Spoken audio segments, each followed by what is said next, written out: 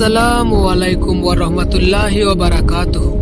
প্রিয় বন্ধুগণ, আশা করি আল্লাহ পাকের অশেষ মেহেরবানিতে আপনারা সবাই ভালো আছেন।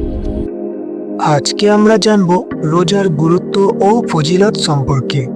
রাসূলুল্লাহ সাল্লাল্লাহু আলাইহি ওয়াসাল্লাম বলেছেন, আদম সন্তানের প্রতিটি আমলের সওয়াবই এই মাসে দ্বিগুণ করে দেওয়া হয়। প্রতিটি সৎ কাজ 10 গুণ থেকে 700 গুণ বাড়িয়ে দেওয়া হয়। আল্লাহ তাআলা বলেন, তবে রোজা ব্যতীত, কেননা রোজা কেবল আমার এবং আমি এর প্রতিদান দিই।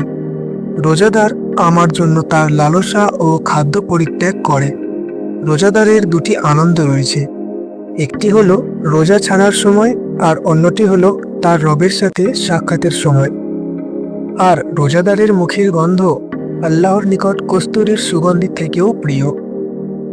কুরআন হাদিসের বিভিন্ন স্থানে রোজা পালনের যেসব উচ্চ মর্যাদা ও বৈশিষ্ট্যের বর্ণনা রয়েছে তা কিছু তুলে ধরা হলো।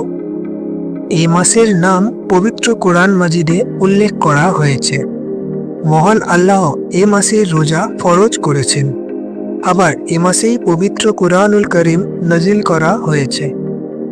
এ মাসের ইবাদত বন্দেগীর ব্যাপারে রাসূলুল্লাহ সাল্লাল্লাহু আলাইহি ওয়াসাল্লাম সাহাবাদেরকে সুসংবাদ দিতেন। রজব ও শাবান মাস জুড়ে রমজানের ইবাদত বন্দেগীর জন্য নিজেকে তৈরি করতেন, দোয়া পড়তেন এবং সাহাবায়ে কেরামকে দোয়া করতে বলতেন। রমজান মাসে রহমত ও বরকত অবতীর্ণ হয়। এই মাসে জান্নাতের দরজা খুলে দেওয়া হয়, জাহান্নামের দরজা বন্ধ রাখা হয় এবং শয়তানকে বন্দী করে রাখা হয়। রমজানের রাত ও দিনে মুসলমানের দোয়া অনবরত আল্লাহর দরবারে কবুল করা হয়। কোরআনের ঘোষণায় এ মাসে রয়েছে বরকতময় লাইলাতুল কদর। এ মাসের প্রতি রাতে ক্ষমা লাভে ফেরেশতারা মানুষকে আহ্বান করতে থাকে। এই পবিত্র মাসেই আল্লাহ তাআলা মুসলমানদের প্রথম সমর অভিযান বদরে বিজয় দান করেছিলেন। রমজান মাসে উমরা আদায় আল্লাহর রসুলের সঙ্গে হজ পালনের সওয়াব পাওয়া যায়। আল্লাহ পাক আমাদের সবাইকে সমস্ত রোজা রাখার তৌফিক দান করুন। আমিন।